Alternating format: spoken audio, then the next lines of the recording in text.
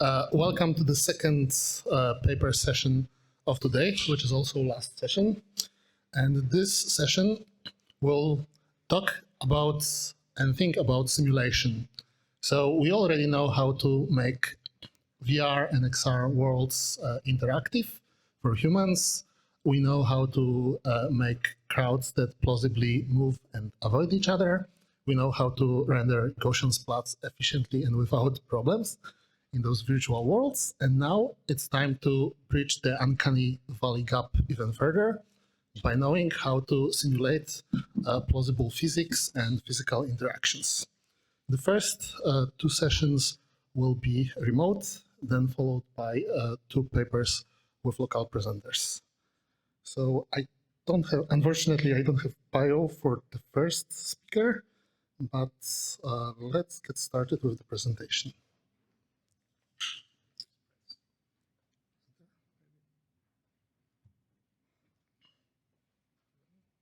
Hello everyone, thank you for attending my presentation. And many thanks to the I3D Symposium for providing this valuable platform for academic exchange. The topic of my talk today is how collision solvers can preserve physical correctness. Let's get started.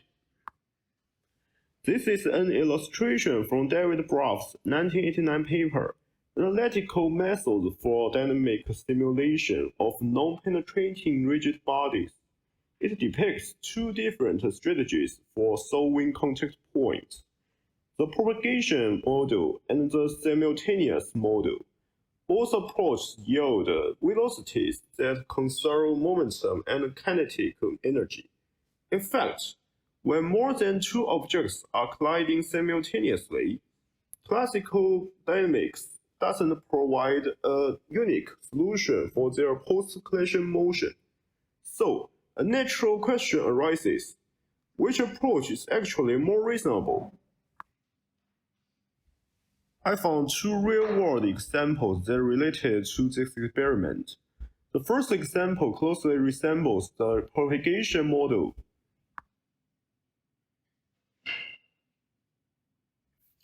The second example is closer to the simultaneous model.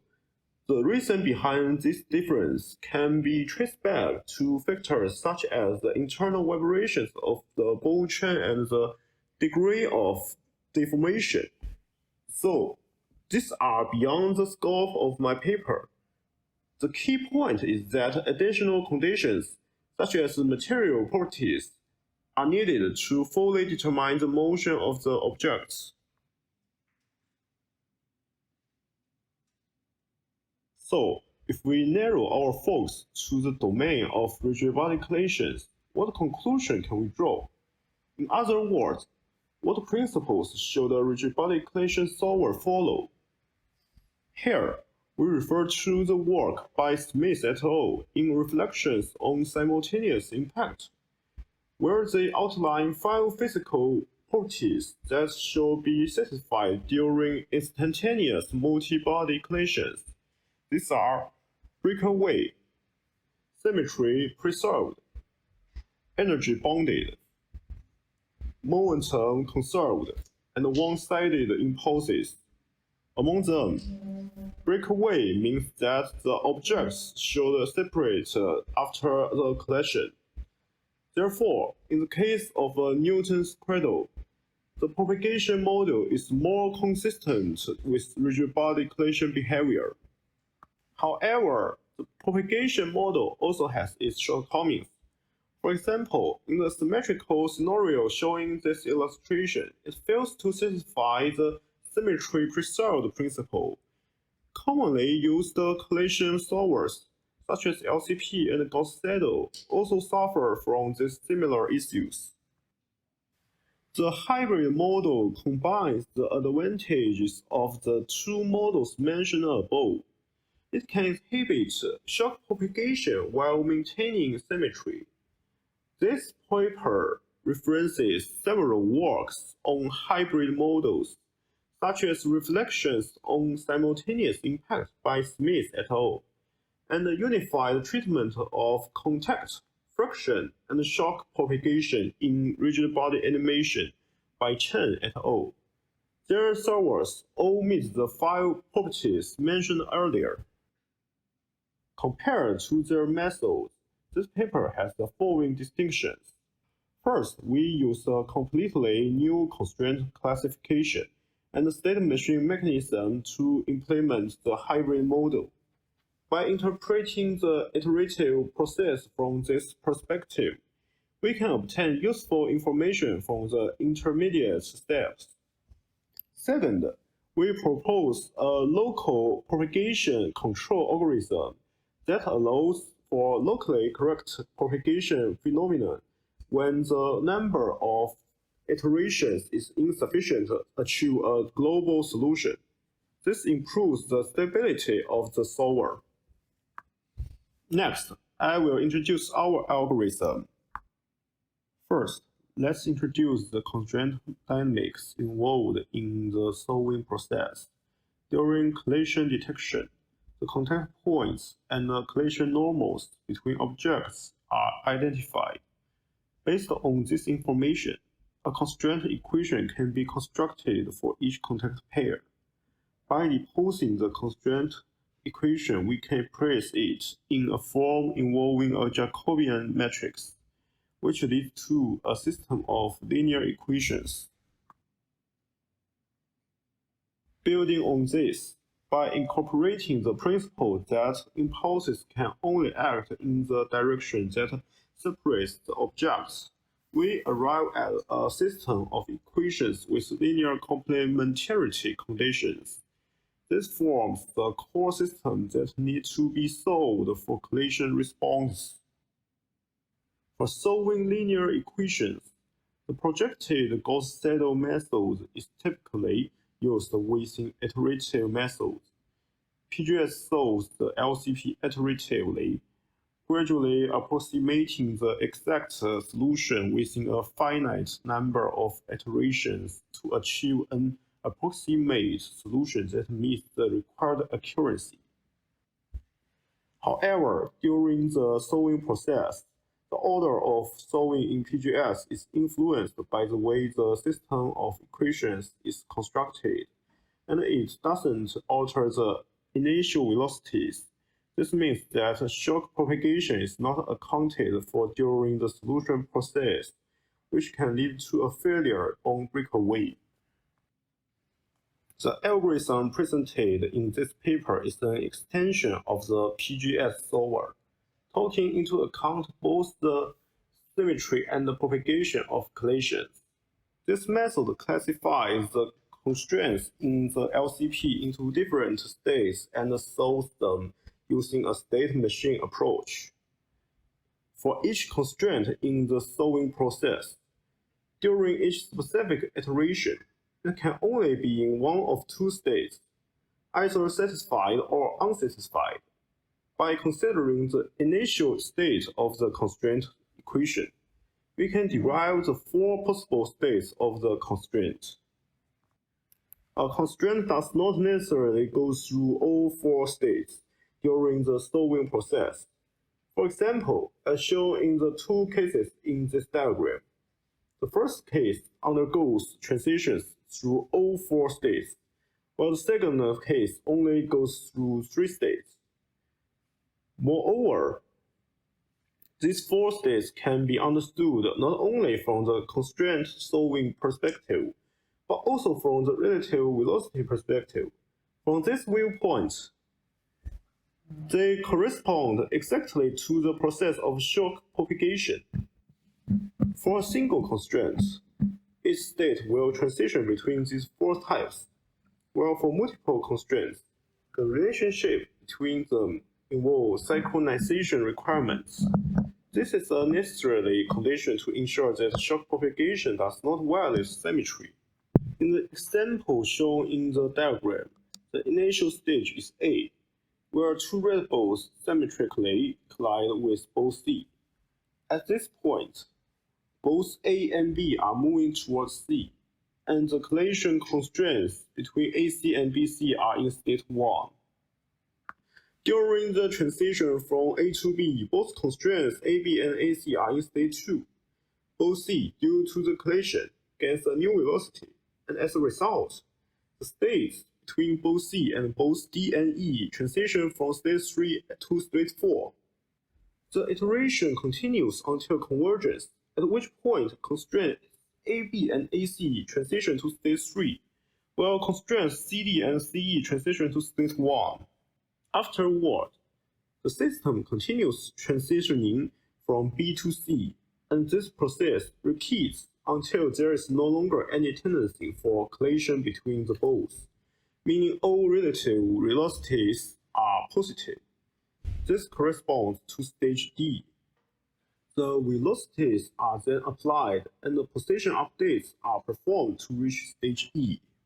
However, during the state transitions, synchronization requirements must also be considered, as this is key to ensuring that symmetry is preserved.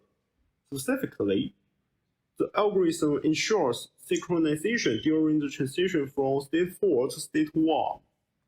To illustrate the necessity of this synchronization requirement, let's use an example. The process from A to B is similar to the previous case. However, during the transition from B to C, both C will cause a change in the velocities of both D and E, leading to both F, G, and H all entering state 4. Since the solving order is not fixed, the convergence order of these three balls is also uncertain, meaning that it is not possible to use the convergence of any single balls as a criteria for ending the solving process. If, while some constraints are still in state 4, we transition those constraints that have converged earlier from state 4 to state 1, it could lead to unexpected collisions, disrupting the symmetry in the subsequent simulation. This is why synchronization during this phase is critical.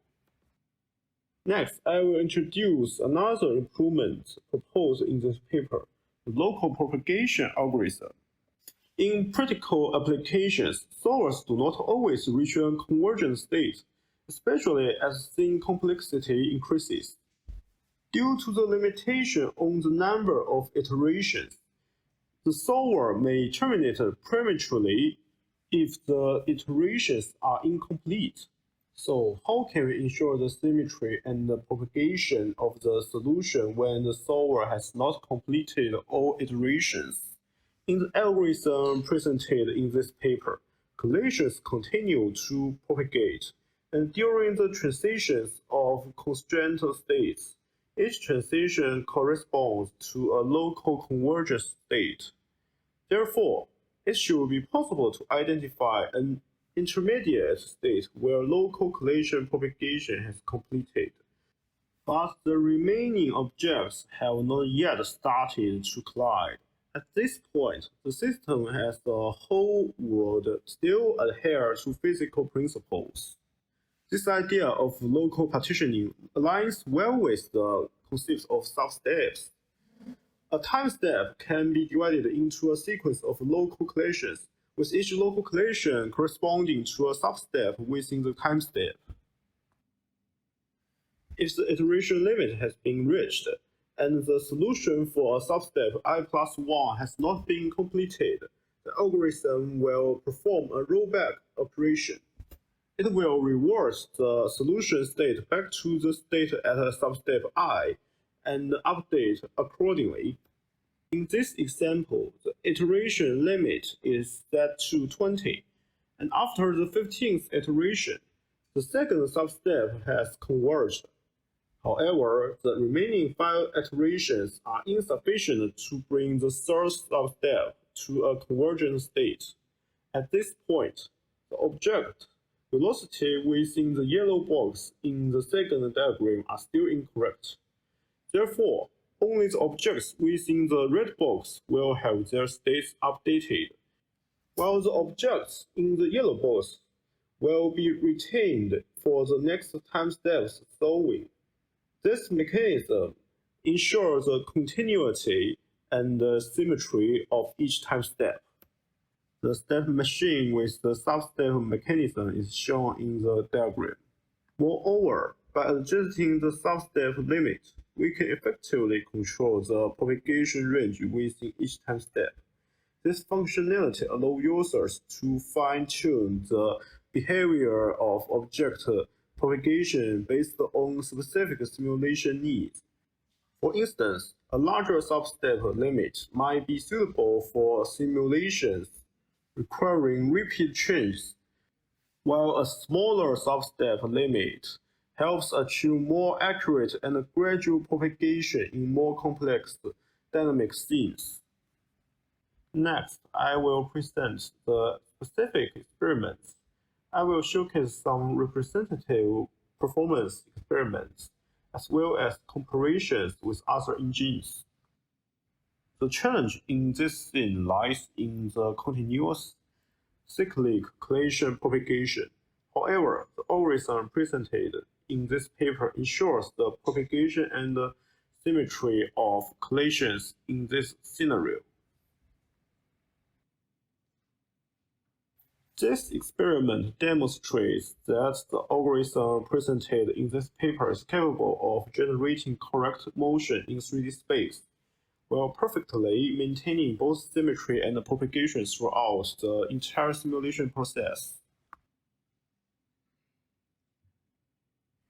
Next, we have a comparison experiment. This experiment was tested in a scene with 10 layers of billiard balls, and we conducted the same experiment in Bullet. In Bullet, after just a few simulation steps, symmetry is no longer preserved, and the handling of shock propagation is also incorrect. This not only highlights the performance advantages of the algorithm presented in this paper, but also demonstrates its superiority in terms of simulation stability. This experiment compares the performance of the proposed algorithm with the Jacobi solver under the same initial conditions. As shown, in the Jacobi solver, the velocity of the green ball significantly increases. The comparison line chart also shows that the kinetic energy before and after the collision is not conserved in the Jacobi solver. Here, we choose Mujoko for the comparison experiment. Dynamics equations and object modeling methods in Mujoko differ from those in this paper. Therefore, in Mujoko, simulating perfectly elastic collisions requires indirectly adjusting two parameters related to soft constraints, as there is no direct parameter control. As a result, the simulation outcomes in Mujoko are similar to the phenomenon under the simultaneous model, but cannot accurately simulate the propagation behavior. Here, a comparison is shown with another hybrid model solver, general reflection. However, the algorithm in this paper incorporates local propagation control. The result indicates that the phenomena obtained by our algorithm are almost identical to those produced by the GR algorithm. Even with the local propagation, our algorithm effectively maintains the satisfaction of the constraints as well as the physical properties of the solution. Here, the effects of the local control algorithm are shown. Both experiments set a substep limit. It can be observed that enabling local propagation results in small gaps, which appear as the locations where propagation terminates. Therefore, in some scenes, this can cause changes in the phenomena observed. However, both propagation and symmetry are not disrupted. Thank you for your listening. If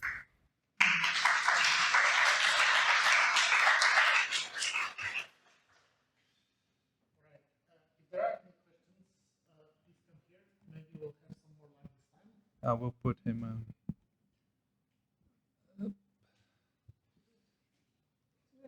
There he is.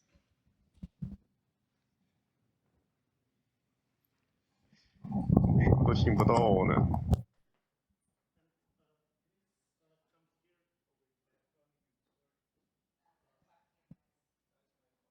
Okay, so please come here to the camera, because there is also a microphone here, and please speak to the camera. Oh, okay, I can hear you. Okay, perfect. Hello, can you hear me? Perfect. I had a question about the specific. That's fine. Specifically, the collision with the one ball into the two balls, and then the two balls in your model go both in the same direction together.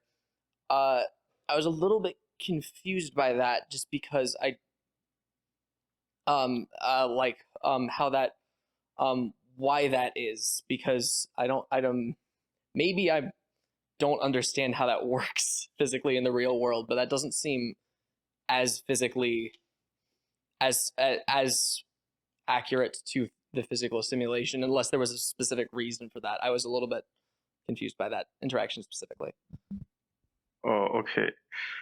So you ask that one ball collision to two ball in a symmetrical way. Is that right? Yeah, it wasn't just that it wasn't just that they remained symmetrical. It's that those two balls, when hit with the one ball, remained together rather than in going in two diverging directions, as is in with the opposing with the as was seen with the other model. Oh.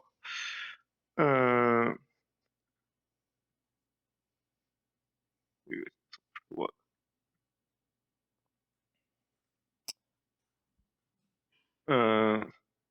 If you use LCP solver to solve this situation, then it will solve these two collision in the same time, in a simultaneous way.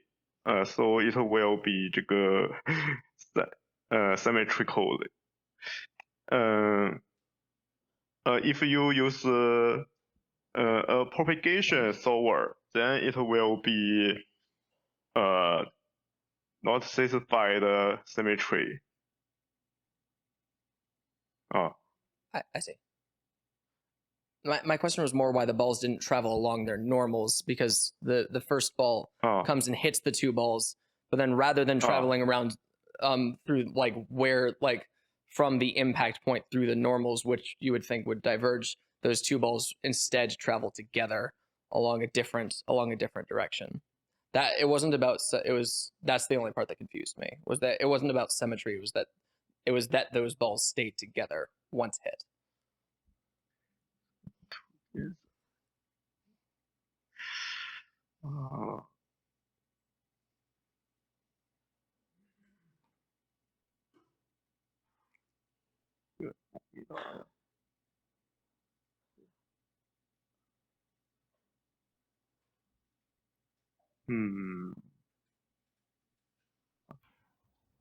I think this might be challenging to probably explain remotely without the slides and showing the exact effect. So I don't know. Maybe there is time for like one very quick question.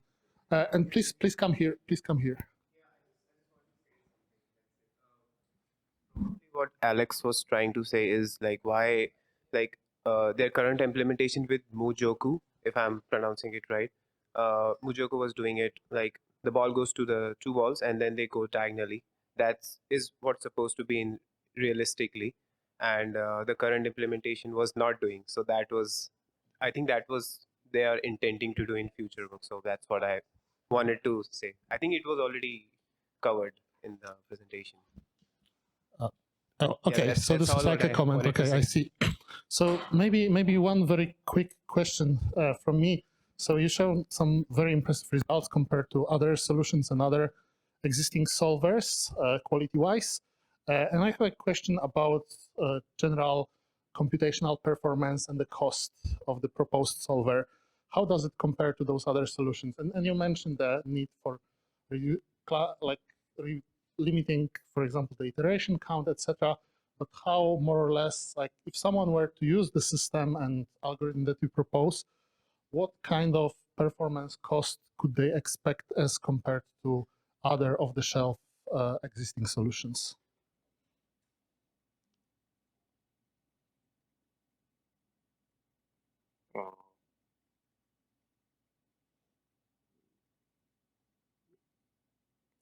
CPU cost, for example, like how many milliseconds it takes to solve collisions as compared to bullet or other similar solutions.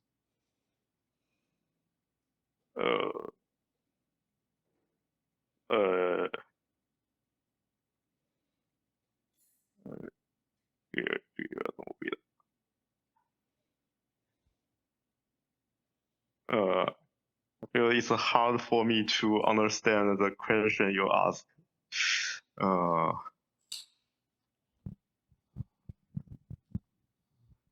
Okay, so let's thank the speaker for presentation again, and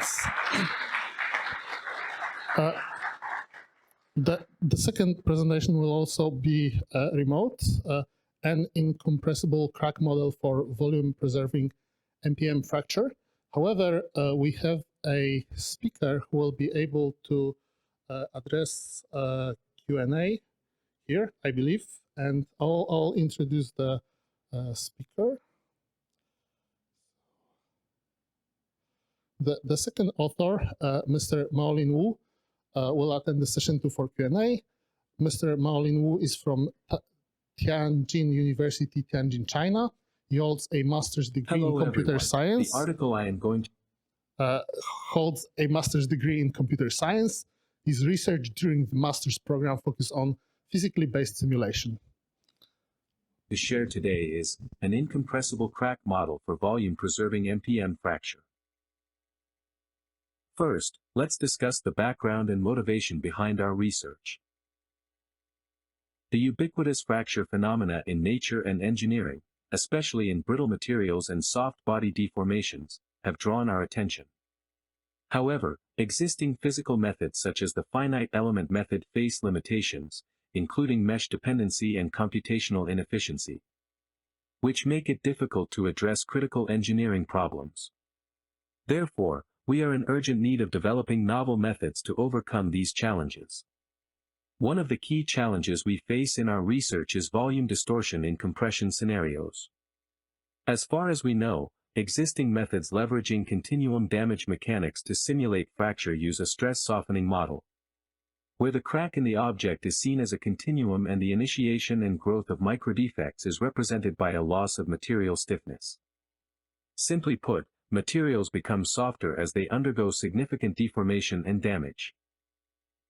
This softening model works well for simulated materials under tension and tearing, where large tensile stresses occur. As regions of a material undergo softening, the damaged NPM particles experience significant distance from their neighboring particles during stretching, which in turn triggers numerical fracture. However, when the object is in a predominantly compressive situation, the softening of the tensile stress in the material can lead to excessive volume compression at the crack. The consequent reduction in volume leads to the aggregation of particles, which restricts their separation from one another. Consequently, the ability of NPM to capture compressive cracks is severely limited, thereby inhibiting its practical utility. Secondly, the inability of linear stress softening models to capture branching cracks is a significant limitation. Figure 1 illustrates this phenomenon. Having outlined the background and motivation of our research, now, let's discuss our core innovations. Our research introduces several key elements. Firstly, we introduce the particle state classification. When the damage variable C reaches or exceeds the threshold Xi, particles are converted into granular debris. Secondly, our study establishes a volume preservation mechanism. The introduction of the deformation gradient tensor FVP allows real-time tracking of actual volume changes of particles. Finally, we develop a granular plasticity model. Based on the Drucker-Prager yield criterion, this model effectively simulates the frictional, fluid-like behavior of debris. We now transition from conceptual innovations to the technical details in our work. In terms of technical details, for modeling an elastic body, we use the Neo-Hookean model, where tau is the Kirchhoff stress tensor, mu is the shear modulus, Je is the determinant of elastic deformation gradient tensor F. After calculating tau, we can divide it by Je to obtain sigma. Then we can calculate sigma 1, which represents the maximum value sigma eigenvalue. Finally, we obtain the effective stress sigma EF for the calculation of the damage variable C. We updated the damage variable and defined a brittleness factor H constitutive based on the Weibull distribution for threshold determination. Sigma F is the principal failure stress. We determine whether sigma EF is greater than the principal failure stress sigma F. If so, we update the damage variable C. Stress softening only applies to tensile stress. So we need to decompose the tensile stress and compressive stress. We employed tensor decomposition to separate tensile and compressive components of stress, where eigenvalue greater than 0 belong to the tensile part and those less than 0 belong to the compression part. To capture cracking under tension, the softening of the stress is obtained by scaling the tensile part sigma plus. Finally, the softened tensile stress and compressive stress are combined to evaluate the actual stress sigma after applying the fracture model. An illustration of the maximum tensile stress theory in two-dimensional principal stress space is shown in figure. The sigma F values of the horizontal and vertical axes form a rectangular elastic stress region. In the elastic region of the stress state, only elastic deformation takes place, and no damage occurs.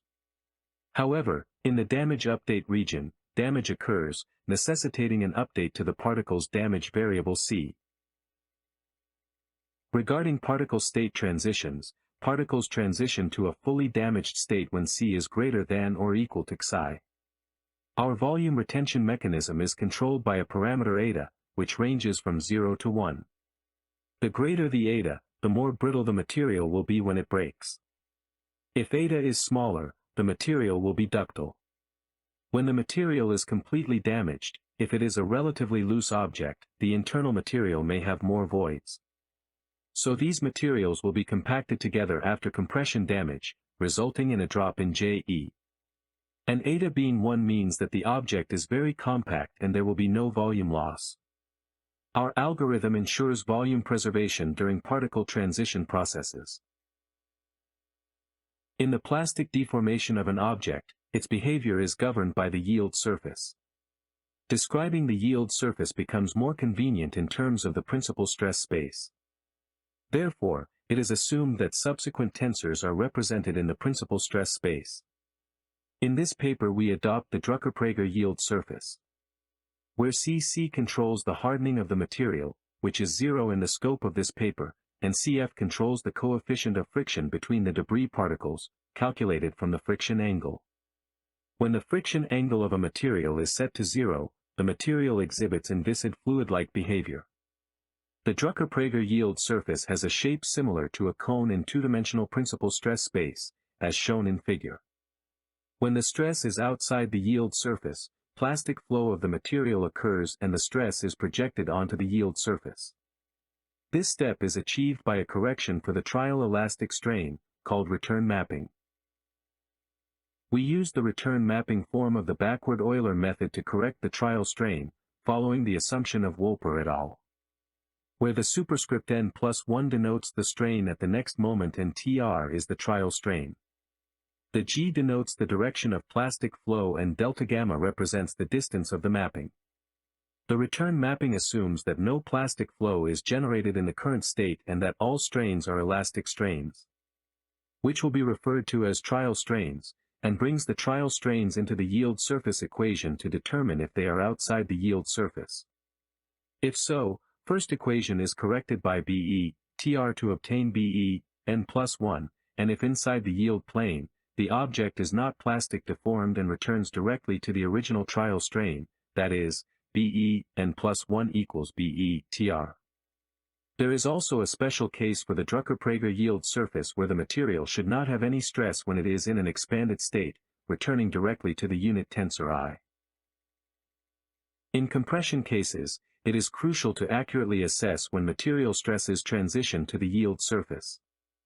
The occurrence of volume gain can be attributed to the methodology employed in previous approaches to model the plastic flow of debris particles. These approaches utilize the trace of the elastic part of the deformation gradient tensor Fe to determine whether the object is in an expanded state. However, the original plasticity model assumes that the elastic deformation gradient tensor of the particle is equivalent to the unit tensor I. As a result, when updating the elastic deformation gradient tensor of the particle, which is solely influenced by the velocity gradient within a time interval delta t, it may erroneously determine that the particle has undergone compression in the subsequent time step. This compression induces compressive stress that pushes the particle apart, leading to volume gain. To address the volume gain issue, we introduce an additional volume deformation gradient tensor FVP that records the actual volume change of the material. This method effectively addresses volume gain during mapping, enhancing the accuracy and applicability of MPM in compression scenarios. Next, we will present some experimental results to show the effectiveness of our method. This showcases a simulation of a Brazilian disc test scenario, where a disc composed of a clay-like material is subjected to compression and fracture by an iron block. The video highlights the impact of our proposed method in comparison to a traditional MPM without a fracture model and an MPM that incorporates linear softening fractures only. The material used in the simulation has a Young's modulus of 2 × 10⁻⁷ Pa. The results clearly demonstrate the superiority of our proposed method in accurately modeling cracking and fracture phenomena. In comparison, the MPM method with linear softening is capable of producing fractures, but it leads to a softer material response and a delayed occurrence of fracture. On the other hand, the traditional MPM method encounters challenges in effectively generating crack and fracture effects. It is mentioned in Hommel and Herbold that a common failure progression is as follows. One or more cracks grow from the initial failure point and propagate vertically through the disc. The ends of the disc are pulverized and an internal crack nucleates within a large central fragment. This crack grows and branches, while other cracks grow inward from the outer surface of the disc. In the case of the Brazilian disc test depicted in video, our proposed method yields results that closely resemble the behavior observed in real-world scenarios. This figure illustrates a downward pressure scenario with a higher Young's modulus for the object compared to the previous scenario. In this case, it is evident that our proposed method generates cracks at an earlier stage while exhibiting a more brittle behavior. Conversely, the MPM with linear softening alone struggles to consistently simulate the objects in this particular scene. This shows that our method has better stability in extreme scenarios with high Young's modulus. This example demonstrates a scenario where an elastic sphere with a lower Young's modulus is compressed. Compared to MPM with only linear softening, our method exhibits a greater tendency to fracture and produces more fragments. In this case, traditional MPM methods are difficult to effectively generate cracks. In this experiment, we selected some complex mesh models, such as objects with rich details, exposed edges, and complex shapes, as the test objects to further investigate the adaptability and effectiveness of the proposed method. Here, we simulate the process of their being flattened. It can be observed that plausible fracture effects are achieved by our method.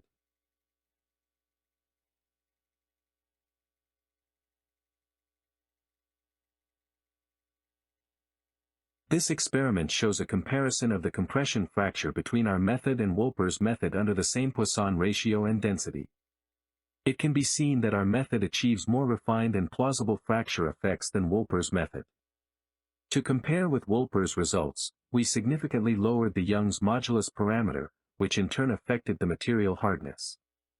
However, if a higher Young's modulus, greater than approximately 1 × 10⁶, is used, Wolper's method would not be able to run. As a result, our method outperforms Wolper's both in terms of simulation accuracy and computational efficiency, especially when simulating materials with higher hardness.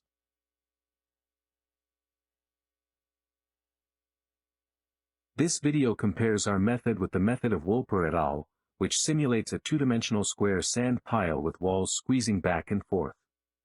The debris pile in the middle is squeezed by the wall moving back and forth from left to right at both ends.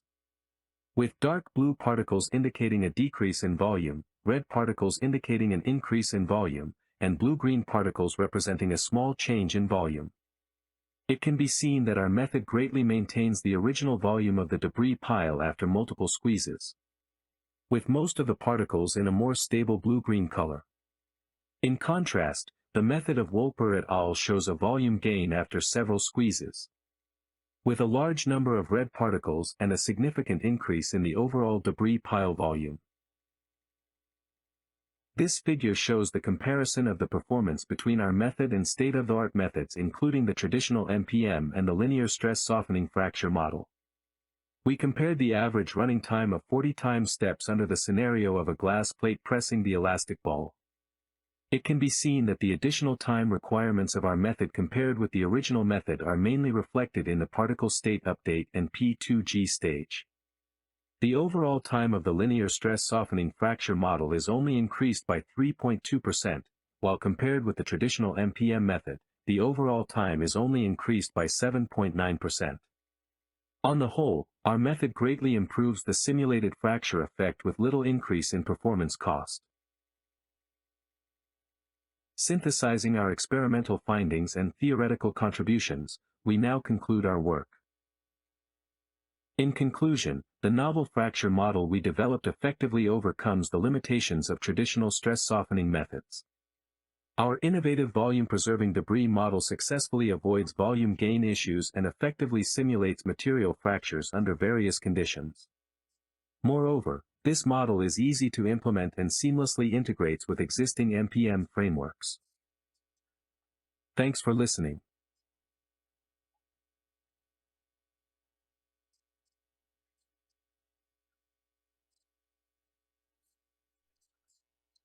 Okay, I believe we should have the Q&A speaker somewhere in the audience. Do we? No? Remote? Oh, remote. Okay, great. So, yeah, if someone has a question, please come. Maybe I'll start with one question. The results look really cool. It's always fun to see something being squashed and destroyed. And I agree they look more realistic. And how do you evaluate numerically? Because I'm new to this field, it's not my expertise, but I'm curious, how do you evaluate numerically whether it's more realistic or not? What are the quantitative metrics for evaluation? We don't have a numerically measurement, but because we use this in real time rendering, not in the engineering, so we just close to the ground truth of some physical test like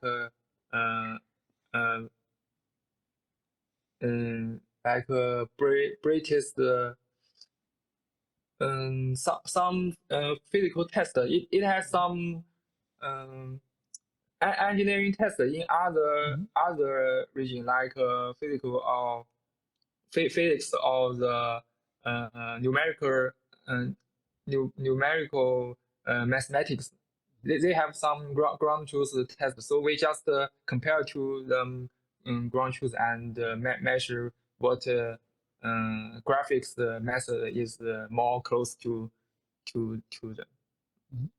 Thank you. But we don't have some numerical measurement. Thank you. Please go.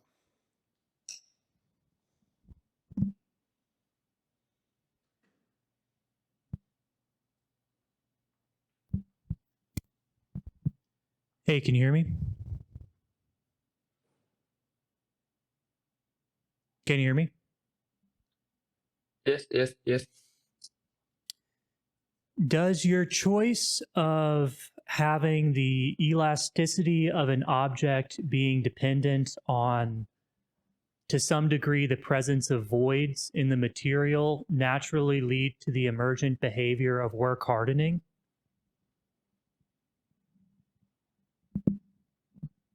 The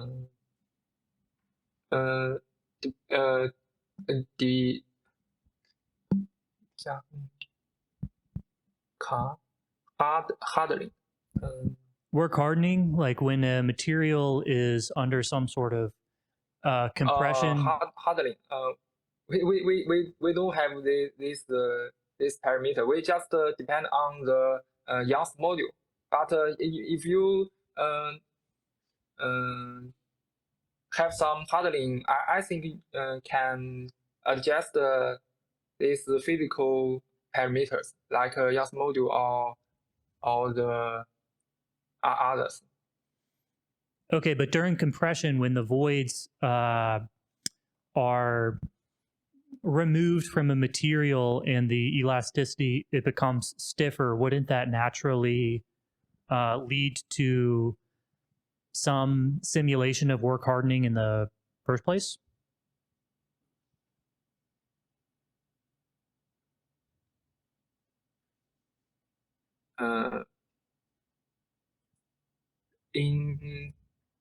In elastic remove, what you mean? I don't understand why.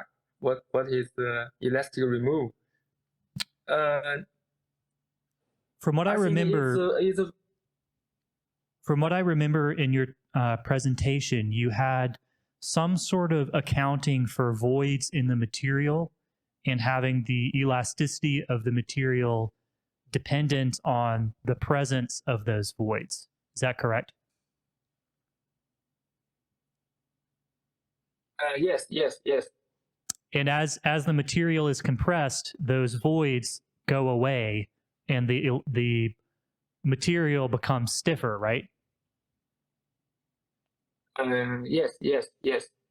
And doesn't that automatically create this sort of work hardening behavior, or would that have to be incorporated a different way?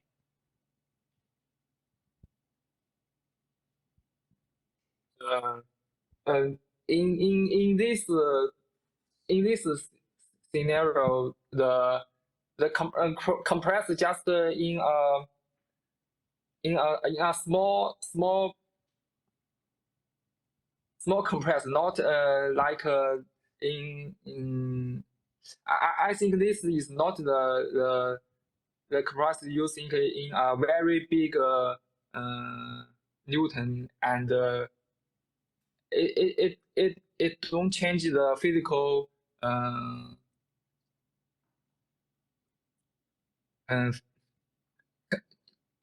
It doesn't change the physical characteristics of the material as you compress it? Yes. Okay. And we depend on the linear softering method. It just softering the stress when the material is compressed or tensor. So the constituted mode is not changed when it compressed. Okay. It still is itself a physical model. Gotcha. Thank you. Okay, let's thank the speaker again. We're slightly behind the schedule, I think. And the third presentation is going to be Thunderscapes, simulating the dynamics of mesoscale convective system. And the speaker is Tianchen Hao. He earned his bachelor's degree in digital media technology at Beijing Forestry University and later pursued graduate studies in computer science and technology at Sichuan University. Professionally, he has held technical art and engine roles at companies such as Tencent and NetEase. His research and work interests focus primarily on real-time rendering and physical simulation, among other related areas. Please welcome Tianchen. Hello everyone, I'm Tianchen Hao. I'm from Sichuan University in China. Today is a sunny day, but I'm going to talk about something about stormy things. First, let me introduce what a mesoscale convective system is, or MCS for short. An MCS is a collection of thunderstorms that act like the unified system. As we can see, the typical MCS is visually characterized by two main elements, clouds and lightning. Some high-quality games, such as Forbidden West, Burning Shores, and Ghost of Tsushima, feature thunderstorm system with preset cloud motion and lightning animation to create convincing weather as a part of storytelling or atmospheric background. In this part, I will briefly review four categories of related work in our cloud simulation. First, let's look at the particle-based method. For example, Berea adopted PBF for adaptive cloud simulation, where Goswami focused on a real-time simulation of convective clouds using SPH. Next, we have grid-based methods. For example, Miyazaki combined computational fluid dynamics with some simplified word transport equation to simulate cumulus clouds. Wayment proposed a hybrid 2D layers atmospheric model to simulate mesoscale skyscape. Then, there's the procedural method. WeBank designed a procedural framework for generating typical cloudscape. They use predefined functions to the animation of cloud density. Finally, we come to the macrophysical methods. These are more recent and aiming to bring meteorological accuracy into visual simulation. For instance, Garcia and Hadrich incorporate the classic Kessler warm cloud model into computer graphics for visual purpose. Later, Harrier extends this idea to simulate hurricane and tornado simulation. However, one key limitation is that most of these methods ignore hydrometer electrification, which makes it difficult to simulate consistent thunderstorm with lightning. Our work also builds on the macrophysics concept from meteorology, aiming to achieve visually compelling and physical accurate thunderstorm simulation. Now, let's talk about the challenge we face. Simulate a mesoscale convex system is no easy task. This is because MCS involves not only complex macrophysical processes like phase changes between vapor, cloud, and precipitation, but also intrigues electrostatic dynamics, especially the charge exchange among different hydrometers like ice, snow, and rain. Traditional meteorological models can capture these phenomena with great accuracy. However, they require a large number of variables and track many detailed phase transitions. This level of detail, while physically accurate, come at a cost. These models are extremely computational intensive. Some require prohibitively long runtime. Thus makes them hard to use, especially for artists or developers outside the meteorology fields. To address these challenges, we aim to bring key concepts from professional meteorology simulation into the field of computer graphics. That means we want to simulate physically plausible thunderstorm systems by innovating a phase smooth into a visual effect workflow. To do that, we need a simulation framework that's both efficiently and visual high quality will remain lightweight enough for practical use. Most specifically, the number of physically parametered artists need to adjust, and it shouldn't require users to have a background in meteorology or access to supercomputers. So now, let's take a look at a simplified macrophysical process behind a thunderstorm. Our goal is to reconstruct the thunderstorm formation and electrification mechanism, as illustrated in the diagram on the right. The process centers around the interactions between hydrometer phase transitions and electrification. First, water vapor condenses into cloud droplets and ice crystals.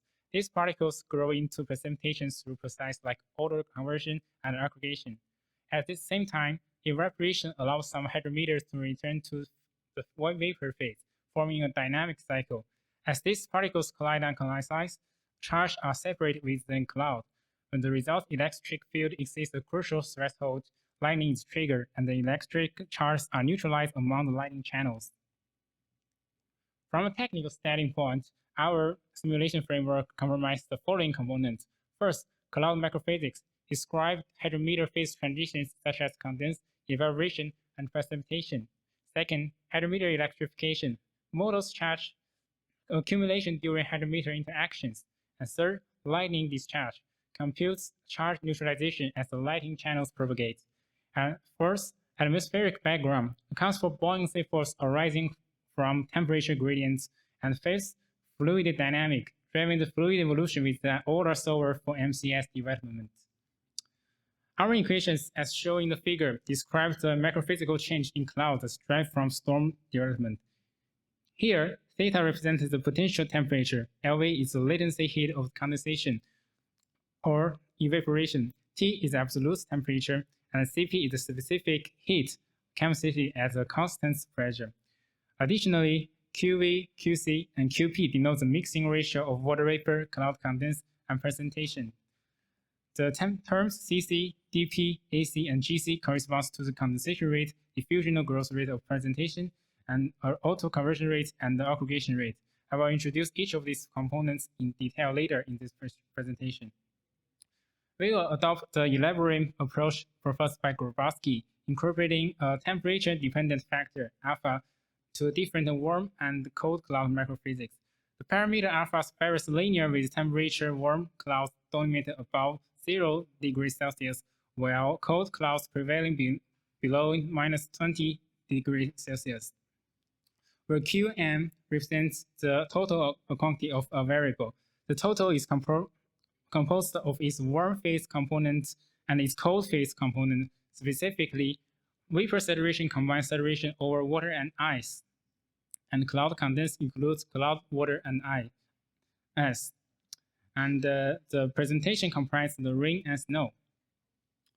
The saturation vapor mixing ratio QVS combines the contribution from vapor saturation over both water and ice, where P represents the atmospheric pressure. The condensation rate, Cc, governs the formation of cloud from water vapor. It integrates contribution from both liquid water and ice. The auto-conversion rate, Ac, quantifies the precise by which cloud condense aggregates to form precipitation. The aggregation rate, Gc, models how precipitation particles glide surrounding cloud condense as they fall. The diffusional growth rate, dP, represents the exchange between precipitation and vapors through decomposition and evaporation. Here, rho hat is the density of humidity air, and P refers to atmospheric pressure. The terminal velocity of precipitation, UP, is modeled as a weighted combining of rain velocity, UR, and snow velocity, US. Since the precipitation particles rapidly reach a uniform falling speed, we adopted a typical value, UR equals -10 meters per second for rain, and US equals -2 meters per second for snow. Okay, building on the Reynolds-Brockie theory of thunderstorm electrification, as these particles collide and coincide, their velocity and directions affect the extent of charge neutralization, leaving behind the residual net charge, as shown in the diameter on the right. We describe the charge density with the expression that depending on the relative velocity of cloud condense and the precipitation, UC and UP, and the user-defined constant K. Next, to simulate the lightning initialization, we define threshold electric field, ETR, which vary with altitude rho A. Okay. The total neutralization charge density accounts for the collective contribution of multiple lightning branches as the development. Finally, we introduce a surprise factor S to gradually reduce the lightning activity, ensuring smooth transition in the simulation. Okay, now our atmospheric background models followed by the proposed by the Hadrich. The atmospheric temperature profile TH is modeled using a piecewise function that accounts for varying Laplace rates, including an inverse layer at height h1. T0 denotes the base temperature at sea level. Gamma 0 and gamma 1 represent the Laplace rates for the lower and upper layers of the atmosphere. The pressure profile is derived from the hydrostatic equation, incorporating both gravitational acceleration and the ideal gas law, where the P0 is the sea level pressure, G is the gravitational acceleration, R is the specific gas constants. Finally, the buoyancy force, which drives the upward motion of thunderclouds, is calculated based on the Archimedes principle and the Newton's second law. The motion of atmospheric fluid is governed by the incompressible Navier-Stokes equation, which encapsulates the principles of momentum at mass conservation in a fluid medium. In the formulation, rho represents the fluid density, U is the velocity field, P denotes the pressure, mu is the viscosity, and F includes external force like buoyancy. The continuity equation lambda dot U equals 0 ensure mass conservation in incompressible flow. The pressure term P is computed using the Hot-Boltzmann-Hodge decomposition, which involves solving the Poisson equation to enforce the diverged free condition on the velocity field. Next, let's walk through our algorithm overview, which brings together all the components we discussed so far. This framework is designed to fit into a typical digital artist workflow. It starts from a user-defined volume fields like temperature, vapor, and height field. That serves as inputs representing the ground properties. These fields act as the foundation of simulating mesoscale convective system. The system operates on a uniform 3D grid, and we use a similar Glandrian scheme to evaluate all key quantities. Each simulation step begins by updating the atmospheric background, the temperature, pressure, and the charge density. Then, the velocity field is advanced and diffused. Thermal buoyancy is computed next and added to the velocity field, along with the wind and velocity confinement force to reflect major atmospheric dynamics. We then advance the hydrometer fields, water vapor, cloud condense, and precipitation based on the current velocity field. A pressure projection step ensures mass conservation. Microphysical processes, including condensation, evaporation, and precipitation, are calculated through the Garvin equation we have talked about. We then simulate hydrometer electrification, and once the charge density modulated by the surprise factor exceeds the electric field threshold, lightning discharge is triggered. Lightning channels are modeled using a stochastic approach inspired by the electric breakdown model to convert the result grid data into a nature-looking light shapes. We apply a random dataing technique before generating the final lightning geometry. Our tool is implemented as a Houdini digital asset using Houdini microsolver framework with GPU acceleration provided by OpenCL, and the hardware setup consists of an NVIDIA GeForce RTX A6000 GPU and the 13th generation Intel Core, and with 128 GB of RAM. The simulation results showcase a variety of thunderstorm phenomena inspired by real-world weather events as shown in the table. We have calculated the average computational cost per second per frame for the simulation. We simulate 4 common types of thunderstorm typically observed with an MCS, capturing their unique visual and dynamic characteristics. First is a single cell. It's often referred as a point core convection. They exhibit a complex structure with a single updraft and downdraft cycle, forming an isolated towering cumulus cloud. And the multi-cell thunderstorm consists of multiple convective cells at a different life stage. And a squall-line is a linear configuration of thunderstorms, typically forming a long, narrow band of cumulonimbus clouds.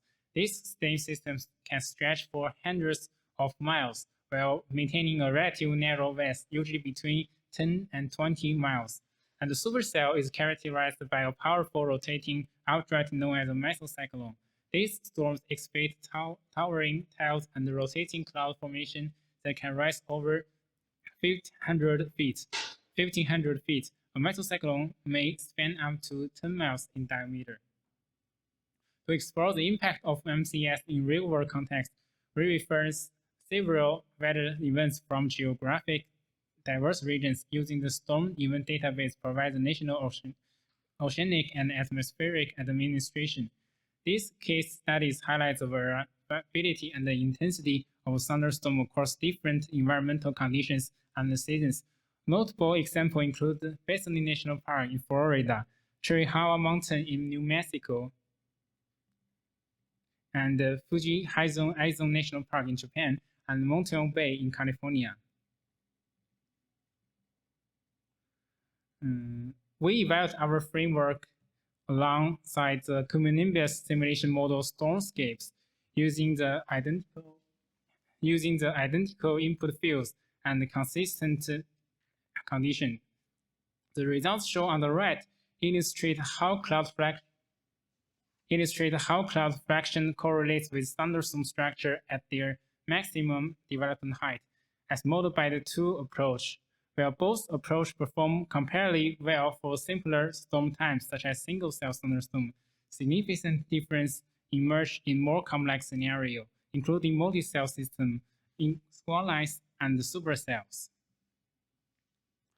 At higher altitude, stormscapes struggle to capture except extension of cloud coverage, particularly the NV cloud, an essential visual structure feature of complex thunderstorm, characterized by its solid appearance, by its sharp edge and downwind spread shaped by upper-level steering wind, and the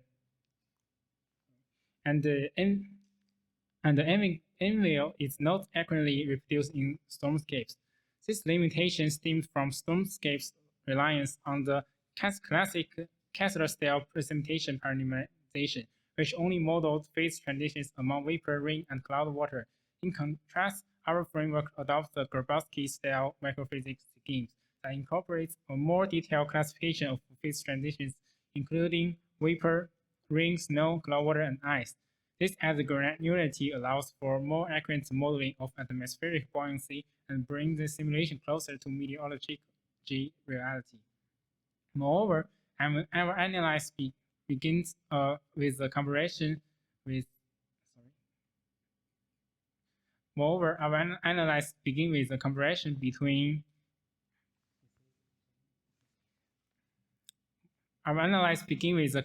between simulation cloud coverage attributes and 24-hour observation meteorological data.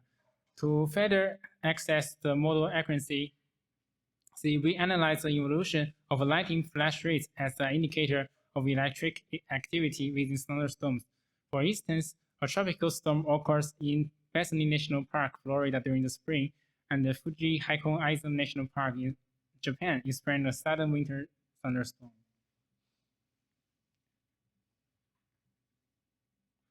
Furthermore, we have a severe thunderstorm swept through the Chirihua Mountains, New Mexico, during the summer, and an atmospheric river event brought widespread heavy rainfall to the California mountain. The flash rates follow a typical patterns, increasing during the thunderstorm intensification phase, peaking at maturity, and gradually decreasing as the system dissipates. We also examine the attitude distribution of lightning, revealing the vertical layering of electrical activity. The close alignment between lightning flash rates and the spatial temporal progression of the storm highlights our model's ability to realistically capture the life cycle of an MCS event. In summary, we develop a realistic physically based simulation framework for MCS, and we introduce a lightweight parameter set that enable artists to intuitively create thunderstorm animation, and we validate this framework using diverse meteorological data sets. Our future work will focus on expanding this framework to include advanced atmospheric concepts, supporting more thunderstorm times, enhancement to microphysical electrification process, and it will improve the realism of the simulation. And for the performance, currently the method uses the uniform grid, and transitioning to an adaptive grid approach holds promise for enhanced performance. And thanks for watching.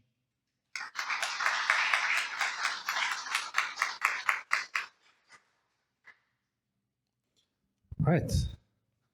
It's time for some questions. Go first on the outside. So, in regards to letting the user like set their own parameters, so are the parameters set as like let's say it's like temperature, et cetera? You mean some temperature you can input? Yeah. So is it just one single number for like a uniform scale, or is it like a scalar field for the entire? More intuitively, and let me think which slide it is, and the slide is here. Okay. So we have the parameter you set for for the input field, like you can input some numbers in some box, but that is not the most important thing. The most important thing is this parameter set. And if you have used some software like Blender or Houdini, you can make some texture, right? Or volume texture, volume field, and the volume field can contain some data in it, and is more intuitive to digital artists. And for the input field, like some numbers you mean to input in the box, we also have something in it, and it was inherited from our pre-reference paper called Stormscape, and the Stormscapes is also a paper in 2020 years, and that paper has already gave a useful parameter set, so we just use this parameter set for them. But their parameter set is just like you said, just a number you input it, and then we go a bit more. Okay. So it's like the user can create their own texture or like scalar fields for the entire 3D environment.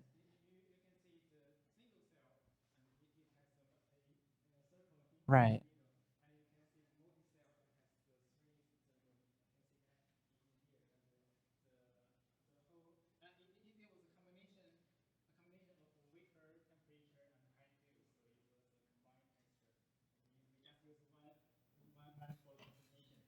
Oh, so it's like multiple for the entire 3D space, and they're all crunched into one 2D texture.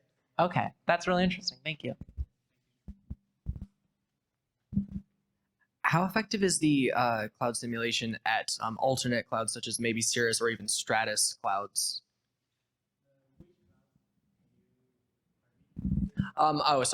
So like this is mostly like cumulonimbus. Is it effective for like Cirrus and or even Stratus? You mean other cloud types? Oh yeah, like other cloud types. More common like cumulonimbus. Yeah, yes, you can like some. The cloud type is a very important field, so you can use our framework to simulate very common types, but our paper was focused on the cloud and lightning, so our name was called the thunderscape. So it's another transition about the thunderstorm. So we focus on the cumulonimbus cloud, but we also can use other cloud types. And you mentioned future work in lightning that and you mentioned like sheet lightning. Were you also considering something like elves or sprites? Like upper atmosphere lightning phenomena? Yes, our future work is about focus on the extended natural phenomena. So it's not only the sheet lightning, maybe just like you said, more lightning types, more cool lightning style. Thank you.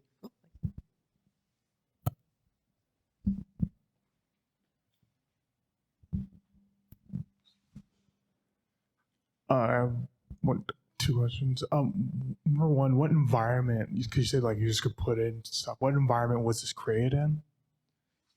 You mean our demo's environment? Yeah. Like the Florida or the Chirihara Mountain, Mexico. You mean this environment or? Yeah, like the program environment was used like an engine, or you create your own, or. The whole things we made was in Houdini microsolver. So we implement our experience in Houdini. It's like Unreal Engine or Unity. It's just like the engines. So we use a Houdini plugin called Matbox, and it can capture the real world data as your environment. Yeah. And would this count as a particle system? Sorry, what system? Particle system. Particle system. No, it's not a particle system. It's a grid-based method. So every algorithm was operating on a 3D grid. So it's not particle. Okay. It's grid.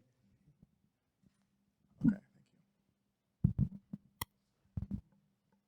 Hello, thank you very much for the talk. It's great work. I was just wondering if you can say something about the computational cost of the algorithm. Okay, I know. the computational cost of the algorithm, I have one.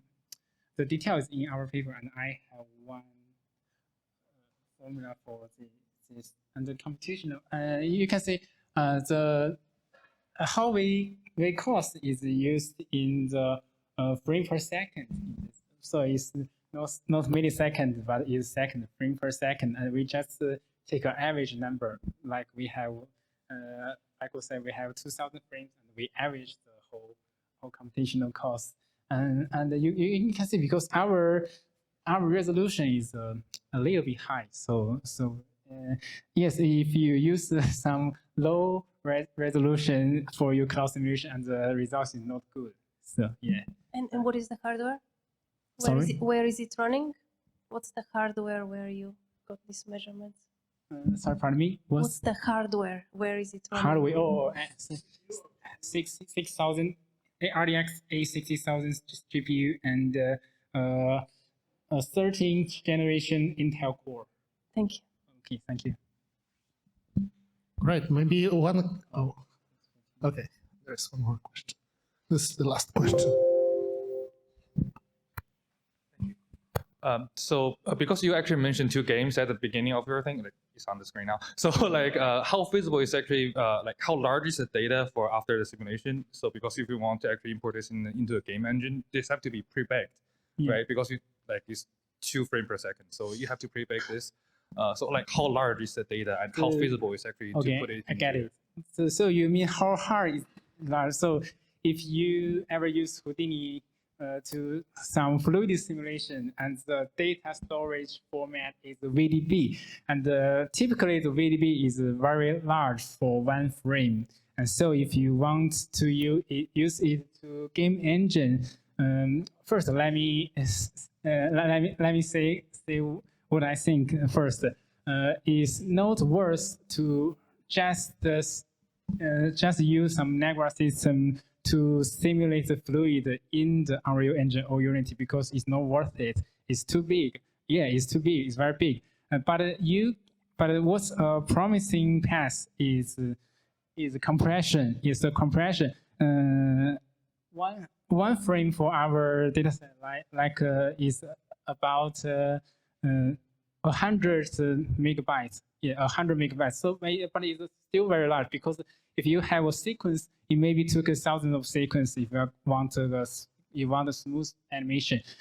So why I think compression is important, because I saw one presentation in SIGGRAPH 2024. It's called Zebra VDB, and they focus on the compression of VDB to a very small set. So what I think, interpolation and the compression is a very big deal. The interpolation means you can use less keyframe to represent the whole animation, and compression means you can use less data to represent your whole animation. So that's all. Thank you.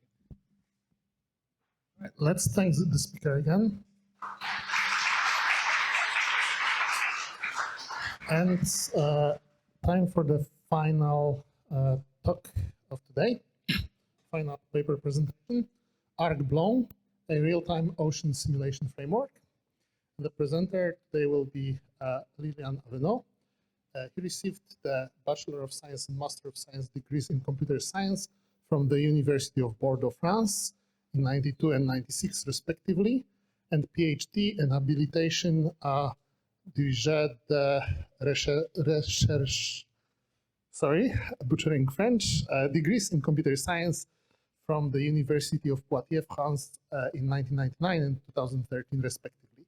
In 2000, he joined the XLIM laboratory, the image department, and the optical and radio communication systems and networks department, University of Poitiers, and as an associate professor. Since 2021, he has been a full professor within the XLIM laboratory, University of Poitiers. He's author of 3 book chapters, 25 articles in international journals, and more than 50 conference papers.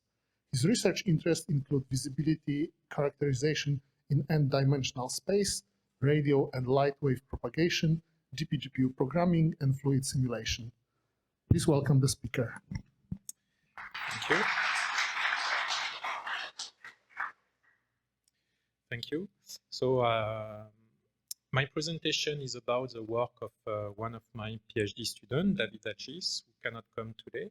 He's sorry for that. He is supervised by me and also by Bérenger Bramas from University of Strasbourg in France too, and Emmanuel Darl in the same university as me. The motivation of the PhD is the following. He wants to propose an ocean simulator for virtual reality training for boat shipper and manufacturer, naval group in Europe, with something which is quite realistic. So with some condition, coherent and credible physics, because it's mainly made for people who already know the sea and the navigation. So they need to train new boats, in fact. And simulation of the interaction of the sea with different solid, meaning different boats. Large spatial scale, especially with big boats where the navigation cabin can be at a high level regarding the sea level, so you can see very far, in fact. And also real-time execution for VR and realistic visual for VR. At the starting of his PhD, he focuses on different techniques that already exist, like different one in order to obtain the ocean surface simulation, mainly Tessendorf works, and also techniques in order to add the object, so the action of a solid to the fluid and the action of the fluid to the solid. So these techniques, in fact, already exist. But what was missing to David in order to do the implementation fast, it's all the interconnection between the three techniques. So how to combine the previous works from Tessendorf, for example, with the previous works from Cord on Start, etc. So all the connection between the different techniques were missing. So the goal of the paper we published in GCGT is to explain how this interconnection can be made quite easily. And also, we have to add two little contribution to that, which is the velocity of the fluid, so the sea, the water, at any depth, in order to have some action of the fluid to the solid for the boat, and also the solid to fluid inputs that come from the fluid to solid action. So the first step is the ocean surface simulation, which is made on the works from Tessendorf, and then with some improvement by Dupuis and Breneton, and by Horvath. All that relies on the Navier-Stokes equations, but they are a lot simplified in order to obtain something which can run in real time. And in the rest of my presentation, I will use some notation. So here we are using y as a water 8, and we are working into a plane which is defined by x and z. So on big H is a sea depth, so the water 8, if you prefer. Hxt is the level of the surface, so the water surface 8, and it's defined at a position xz, and obviously at a time t. And v is the velocity of the fluid, the water, into the sea and at the surface, obviously. So it's defined in fluid. So the modeling using Tessendorf relies on the classical approximation of a function using a set of basis functions. So here you can see that hxt is equal to a sum of basic functions. So in fact, it's cosine. So you have a set of cosine that allows to define the map of the height of the sea surface. So it's classical in signal generally in 1D, but it can be done also in 2 dimensions. So you see, for example, in red, one wave, one cosine. You can add another cosine with a different frequency and amplitude. So you have in the middle in green something which is a more classical electric signal. And if you add more and more cosine, you can have any form of function. Example, with 1000 cosine, you start to have something which is very different from one cosine. So in the previous equation, sorry, it was too fast, you can see that xht is defined in the spatial domain, but it's equal to a sum of cosine, which are not defined in the same domain, because here k is in fact a vector made with two different frequencies. So we are using the frequency domain and the spatial domain. So you may have recognized something which is a fast Fourier transform. In fact, here an inverse fast Fourier transform that allows to connect the Euclidean space where we define the C, and also the frequency domain where we define all the K vectors. So K here, it's a 2 frequency or 2 wavelength, if you prefer. By using the inverse fast Fourier transform, we just can define the 8th surface of the water. So all the works will be done in the frequency domain, and the frequency domain is defined with using the h tilde k function, which is in fact a sum of 2 terms, and each of the terms is defined using h0 tilde, which is not linked to the time. So you can see there is no time here, it's only k, so it's a special texture where you can define h0 tilde, and then you add the exponential with the time inside. In the 2 terms, we use the same function x0, but in the second, it's the conjugate of the first one. Where does it come, this h0 tilde? It came from oceanographic measurements, which are done in the 1970s here.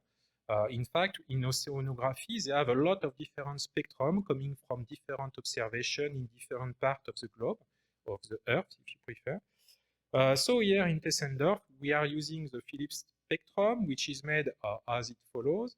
It contains 3 important terms. The first one is epsilon k, which is a map of a random number generated with a mean 0 and a standard deviation 1 using a Gaussian distribution.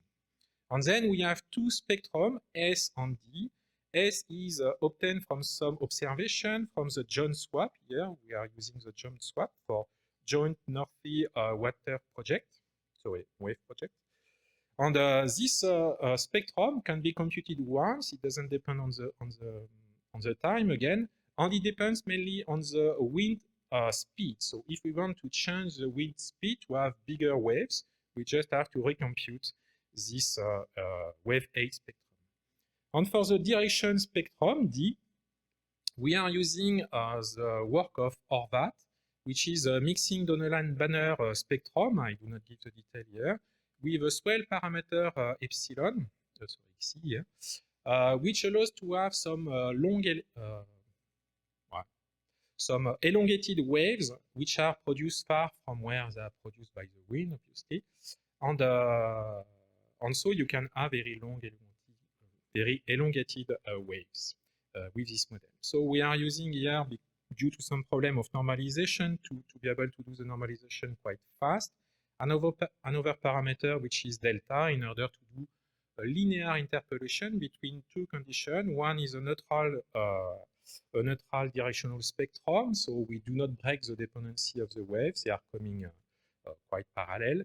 And when you put delta is equal to 1, then you are going to the Donnellan-Banner spectrum with the swell. You can see the two results on the screen here. On the left, you have the case with a neutral directional spectrum, and on the right, the case with the Donnellan-Banner with swell. In order to do the rendering, we are using also the horizontal displacement, which is made as for h tilde function. It is made with h tilde function, you can see on the right, and it can also be obtained using inverse fast Fourier transform. So it's a vector here, so it depends on the k. So it's really a vector, not just a 8, which define in fact the displacement in order to move the surface at the good position. This displacement will allow to do the rendering with some choppy waves, which are quite important to have some realism. And we are also adding different other parameters in order to have the foam, position, the normal vectors, and so on. So we are using the derivative of the horizontal displacement and also the derivative of the 8 spectrum, which are all available thanks to inverse fast Fourier transform. So we have something which is defined into a small square, and since we want large ocean simulation, we have to repeat this square everywhere, and if we are doing that, it will become very fast ugly. So we need to add, in fact, some technique coming from Dupuis and Breneton that are using different level or cascade of a spectrum with different size in order to break the repetitiveness. So at any point, you will be at a given position in each of the cascade, and so you will not see very easily the repetitiveness of the mapping. So these cascades are working, in fact, by breaking all the spectrum into a number of parts, one part for each cascade. We are using here only 3 cascades.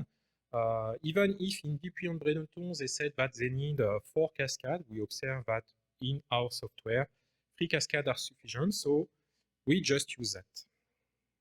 For each of the cascades, we have to do all the computations, so computation of the height map, computation of the horizontal displacement, and also of the derivatives.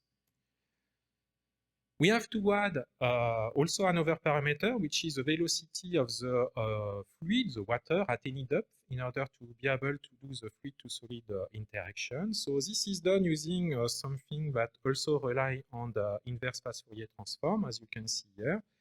The term E here is just an attenuation of the velocity. It depends on the depth, so on Y, because when you are close to H, big H, the speed of the water normally is equal to 0. So we just attenuate with an exponential attenuation from the speed at the surface to 0. And we are using the potential velocity, big sigma, that I cannot detail here. In order to compute the velocity at any depth, we need to do one FFT. So it's not possible, inverse FFT. So it's not possible to do that for every position we will need later. It's too time consuming. We can do some FFT, but not too much. So what we are providing is to do some computation at some depth. So we use, in fact, 8 depth. And for each of them, yes, we do one inverse fast Fourier transform. And after, at any position, we will do an exponential interpolation with more values close to the surface, where we have a big velocity, and a small value close to the depth, where we have a velocity of 0, obviously. For the surface modeling, we are running all that into Unity for the rendering and also for the main loop of the simulation. For each cascade, we have to run 8 inverse fast Fourier transform. We are using QDAR and QFFT in order to do that. We can reduce all these fast Fourier transform using only 4 inverse fast Fourier transform in the complex domain, because what we need is only the real part of the result and not the complex one, so it can be merged together. Obviously, we have to multiply by 3 for the cascade. We are computing all the specific time-dependent term using also QDAR, using a kernel that is managing all the data into a single call. And we are computing, when we need, only all the terms that do not depend on T. For example, H0 that depend on the wind. If you change the wind speed, then we have to recompute it. If you don't change, we can reuse it many times. So now let me go to the fluid-to-solid interaction. So we have the surface of the sea, we have the speed of the fluid. Now we want to add some boats, and we want to add the effect of the sea onto the boat. So one solution is to use the previous works from Kelomaki, from Kerner, from Bajour and Hall. And all these works, in fact, consist to consider that we have a boat or any kind of object which is defined as a closed surface, no hull, so it's a closed surface. And then from that, we will be able to compute the intersection of the H, so the sea surface, with the volume. So it can be done quite fast on the QDAR. And then we will obtain 3 parts: the triangles which are above the surface, the triangle which are below the surface, and the water line, which is exactly the intersection. And from that, we will define a set of force coming from the previous work. Obviously, we use the gravity, which is applied to the barycenter of the global boat or global solid. Then we will use the buoyancy, which is applied only into the immerged part, so the part below the sea level. So we have to compute the volume VW of this part. It can be done quite fast. And then we are using the drag from the water below the sea, but also from the air above the sea, which consists in fact to see just the speed of the wind or the fluid. It's two kind of medium, in fact, that push the boat. So it depends on all the triangle. We are doing the calculation for all the triangle above or below the water line. And we are using here the speed VI, which is the relative speed of the boat, of the fluid relatively to the boat. It's the same in the other order. So we have to compute the speed of the wind at any depth. We assume that it's constant, but also the speed of the water at any depth. It's where we are using the previous solution for computing it into the Tessendorf framework. So we add all these forces. We obtain a force for the emerge part. We use the barycenter to apply it. We use also the barycenter of the part above the sea to apply the force. And with that, we can have boats that are more or less at the good position. They are not flying at all. For the solid to fluid interaction, it's a reverse. So we have a boat and it is impacting the fluid. It generates normally some waves. We are using the works from Gomez on the Kortz on the STAD. The idea here is mainly to generate at every time t, so it's discretized, of course. At every time t, we will generate a new wave, which depends on the interaction, on the pressure of the boat onto the fluid. So each time we generate that. In fact, what we want is to compute the above formula here, which is a 2D, two-dimensional wave equation of the water surface that is based on the two-dimensional Laplacian on the second time derivative of the surface of the water. And this is computed into a volume, into a domain, which is a two-dimensional domain around the boat in order to see the influence of the boat. And this domain Z is going with the boat. So when the boat moves, the Z domain moves with it. When it rotates, the Z domain rotates with it. So we have to follow this Z domain with the boat. We are using a Dirichlet condition on the boundary of Z. So it's where we are considering that the attenuation, the new wave H, is equal to 0 on the border of Z. So with that, we can obtain a kind of discretization with the finite difference method, FDM, of the equation in order to compute it. It's quite similar to the classical exercise of the Hutt formula in CUDA, for example. So it's a iterative process. At every time we compute the new position. What we need is to know the level of the water with the boat inside. So where is the boat into that? It should be in the middle. So what we have to define here, it's a second thing we have to add. It's what is the impact of the boat onto this FDM method. So for that, we first use a V-shaped boat. So the boat is always a V, which is not too bad for classical boats. And the V shape can impact in the water depending on its speed. So when the boat is going fast, the front of the V shape is up, and the back obviously is down. And reversely, when you start to brake, to reduce your speed, then the front can be the front difference with the back is reduced in order to generate big waves in the front when you are having a big speed.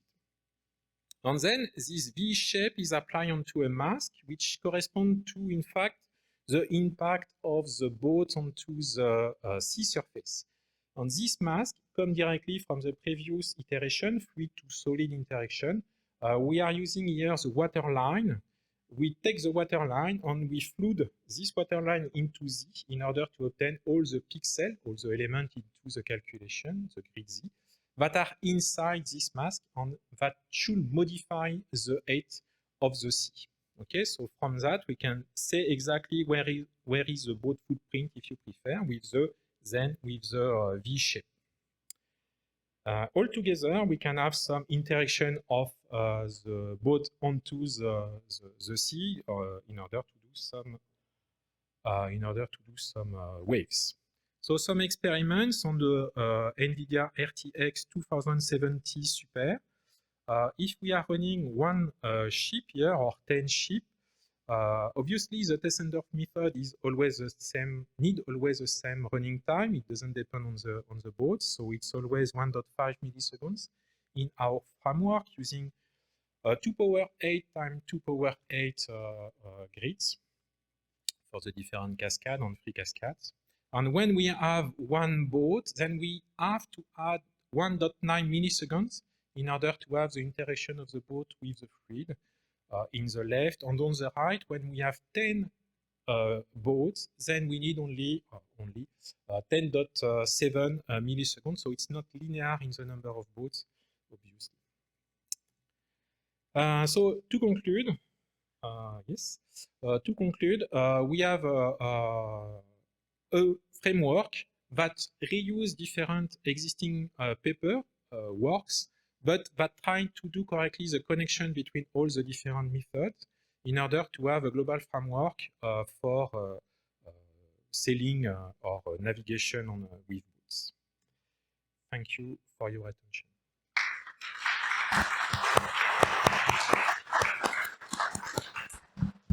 All right, we have some time for questions.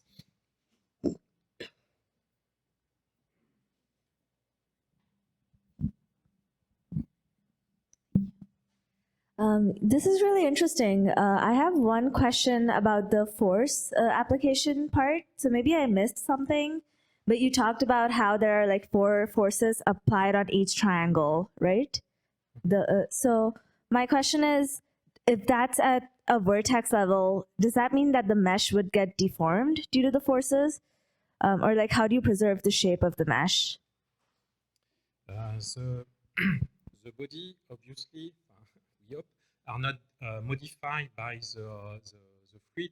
Normally, it should be very rigid, so we should not modify the body. But we cut the triangulated shape, the model are cut by the H function, so the surface of the sea.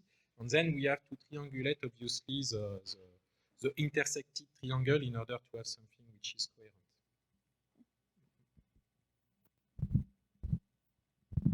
This is also something I might have missed. How is the depth of the water factored into the equation? Because physically that does change like the shape of the waves and how they interact. All the approximation for the Navier-Stokes equation rely on the fact that the water has a huge depth.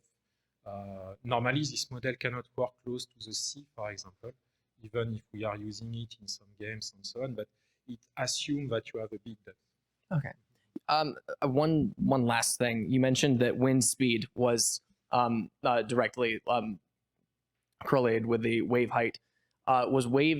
Is wind speed stuck as just a single constant, or can you make it into, say, a vector field affecting the entire surface of the water? Yeah. The speed is constant in all the simulation, but we can modify it during the simulation. We just have to recompute H0 tilde. Perfect, thank you.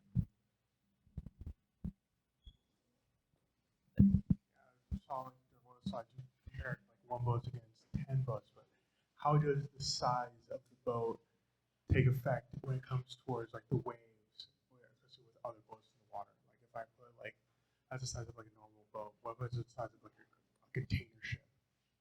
And I don't know if we're gonna plan on doing the simulation later, but what about something involved like a submarine?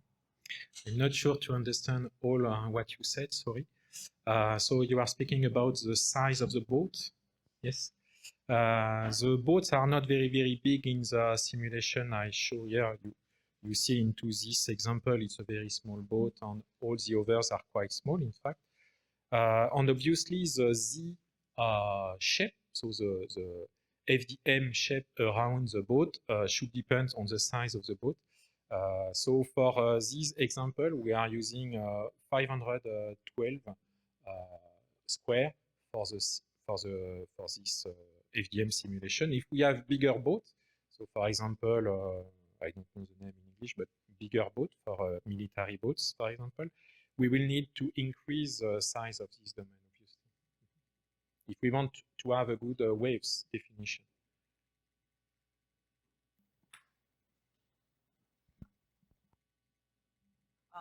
So I want to ask about, let's say you had a boat that had like moving parts. So like on the back, it would have like a rudder that, or not a rudder, like a propeller that spins or something like that. I was just wondering, do you think there's any potential for like a proper simulation of objects in the water that physically move the water and not just like a mask being applied? Do you think that has any potential or like possibility to be simulated in real time, or would that be too expensive? It's in fact, it's the goal of the PhD is not to have this first step. It's to have something which is more physically realistic, close to the boats. And also, for example, if you have a submarine that goes close to the surface, the interaction can be modeled with this model. So what we are working on, what my PhD student is working on, it's the hybridation of particle systems, so smooth particle hydrodynamics with this method. We are in the past already saw some examples, so we are working on that. We start to have good results. Unfortunately, the SPH model is quite time-consuming, so we cannot have very big boats until now. It's one of the big problems we have. Yes. Thank you. All right, let's thank the speaker once again. And let's conclude the last technical session of the day.